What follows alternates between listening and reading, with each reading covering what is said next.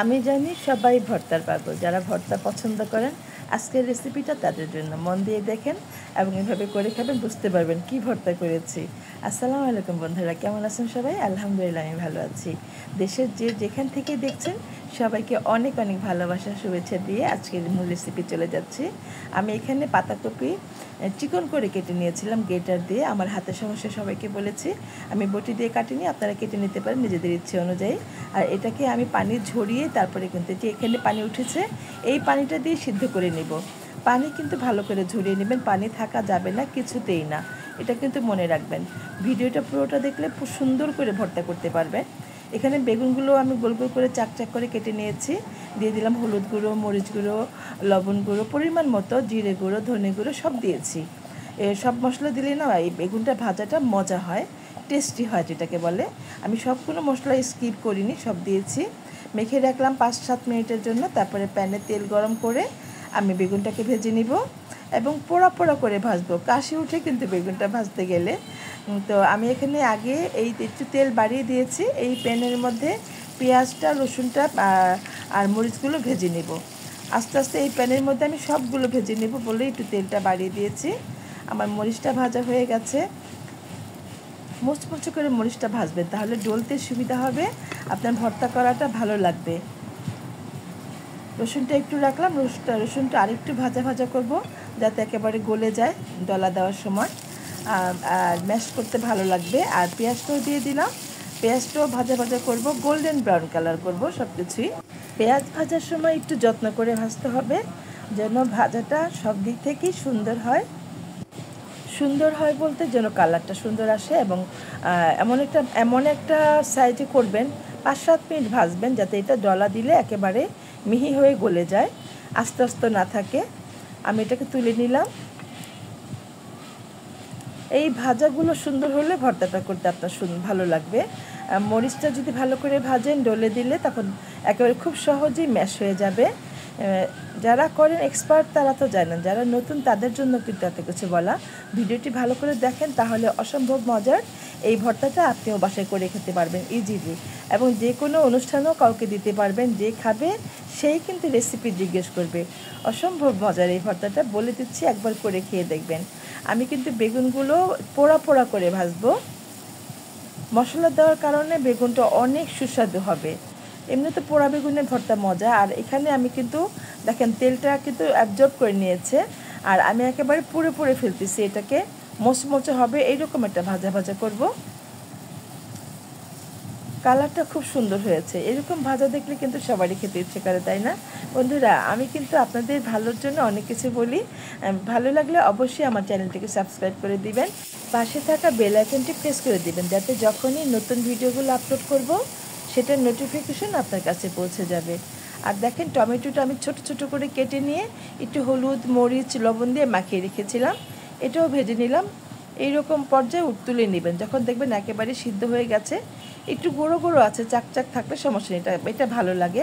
আর একটু তেল দিলাম, তেল কিন্তু বাড়িয়ে দিয়েছিলাম কিন্তু আর একটু দিতে হবে মনে করে আমি একটু দিলাম। আর সেই যে বাঁধাকপিটা আমার সিদ্ধ করে নেওয়া ছিল, এই সিদ্ধ করা বাঁধাকপি দিয়েও করতে পারেন, কিন্তু একটু ভেজে নিলে যে এটা মজা হবে, 1000 গুণে টেস্ট বেড়ে যাবে, মানে টেস্ট ডাবল হয়ে যাবে, এটুকুই বলে দিলাম। একটু ভেজে নেবেন অল্প করে, 5-7 মিনিটের মতো একটু হালকা হালকা ভাজা ভাজা করবেন। এতে করে ভর্তার মজা অনেক বেড়ে যায়। শুধু সিদ্ধটা দিয়েও করে নিতে পারেন, বাট ওইটুকু আমি আলাদা করে বলে দিলাম। যদি ভালো লাগে, একটু সময় থাকে হাতে, তাহলে একটু ভেজে নেবেন, তাহলে বুঝবেন ভর্তার মজা কতটা বেড়ে যায়। দিয়ে দিলাম আমি একটুখানি 1 মুঠ পরিমাণ বা 1 টেবিল চামচের একটু বেশি তেল দিয়ে দিলাম আমি। সরিষার তেলটা কিন্তু একটু বাড়িয়ে দেবেন, এতে করে ভালো লাগে। আগে আমি ভাজা মরিচটা জ্বলে নিচ্ছি লবণ দিয়ে, এটা তাহলে খুব সুন্দর ম্যাশ হয়ে যায়। আর তারপরে কাঁচামরিচ সব একসাথে জ্বলে নিব।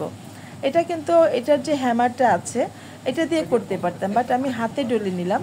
হাতে ডলা ভর্তাটা আমার পছন্দ। আমি জানি অনেকেই পছন্দ করেন। আমি ছোট থেকে যেটা দেখে এসেছি, বাড়িতে গ্রামে গেলে নানু বা মাকে হাতে ডলে ভর্তা করতে, তার মজা অসম্ভব। মায়ের ডলা হাতে ভর্তা এখনও ভুলতে পারি না। তো এখনও বাড়ি গেলে কিন্তু বলি, মা তুমি ভর্তা করো, তোমার হাতে ভর্তা খাবো। হ্যাঁ, বেগুন এখানে অনেকগুলো বেগুন ভেজে নিয়েছিলাম, বাট আমি বড় বড় সাইজের 3টা দিলাম। সবগুলো দেইনি কিন্তু আমি। আপনাদের পরিমাণ মতো যদি লোকের সংখ্যা বেশি হয়, বেশি ভর্তা করতে চান তাহলে বাড়িয়ে দিবেন, সমস্যা নেই। আমি কম, আমাদের এটাই অনেক হয়ে গেছে, আমরা মানুষ কম, এগুলো অনেক হয়ে গেছে। এখানে দিয়ে দিলাম ধনেপাতা কুচানো করে নিয়েছিলাম। এখন সব একসাথে চটকে নিব, একেবারে ভালো করে একেবারে ডলে ডলে মিশিয়ে দেব। এটার যে মজা কি বলবো, এরকম ভর্তা করে খেয়ে আমাকে এইভাবেই করে খাবেন, রেসিপি ফলো করে করবেন, অ্যাজ ইট ইজ রেজাল্ট পাবেন। দেন আমাকে বলবেন লিখে যে কি হয়েছে, কেমন হয়েছে, কতটা মজা হয়েছে। কথার সাথে যেন কাজের মিল থাকে সেটা চেষ্টা করেই কিন্তু আমি ভয়েস দিচ্ছি। আপনারা দেখবেন যে এটা কতটা মজার ভর্তা।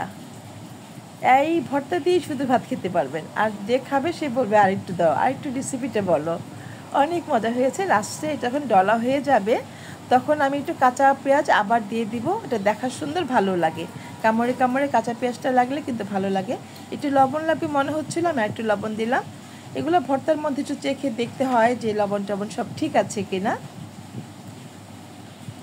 আমি চেষ্টা করি সবটুকু খুলে বলার জন্য, বরাবর বলি আপনাদের কাছে যেটা যেভাবে করলে আপনারা করতে পারবেন, হ্যাঁ, অ্যাজ ইট ইজ রেজাল্ট পাবেন, সেইভাবে বলার চেষ্টা করি। আমি খুলে বলি। এই পেঁয়াজগুলো একটু আস্তে আস্তে বড় বড় করে কেটে নিয়েছিলাম, এটাকে আমি আঙুলের সাহায্যে ভেঙে দিচ্ছি।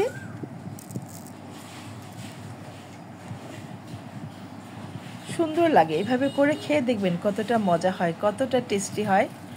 আমার খুব ভালো লেগেছে বলে আমি সুন্দর করে আপনাদের কাছে বলতে পারছি। খেয়েছি, মন ভরে খেয়েছি, খুব ভালো লেগেছে। রান্না, ভর্তা যখনই যেটা করেন মন দিয়ে যদি করেন সেটার রেজাল্ট ভালো 100% হবে। যত্ন থাকলে, চেষ্টা থাকলে প্রত্যেকটা রান্নাই কিন্তু মজা হয়। আর রান্না তো শিল্প, এখানে ভালোবাসা দিয়ে আর্ট দিয়ে করতে হয়। আমার এটা হয়ে গেছে, খুব ভালো লাগছে। কী যে একটি স্মেল বেরিয়েছে, সব কিছুর কম্বিনেশনে দারুণ একটি স্মেল বেরিয়েছে।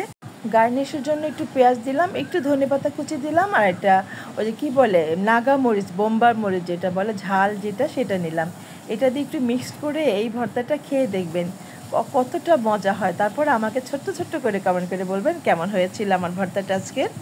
যারা এতক্ষণ ভিডিওটি দেখলেন, আমার সাথে ছিলেন, সবাইকে অনেক অনেক ভালোবাসা জানাচ্ছি। আমার পাশে থাকার জন্য, আমাকে ইন্সপায়ার করার জন্য লাইক, কমেন্ট, শেয়ার দিয়ে চ্যানেলের সাথেই থাকবেন। সবাইকে অনেক ধন্যবাদ। আল্লাহ হাফিজ।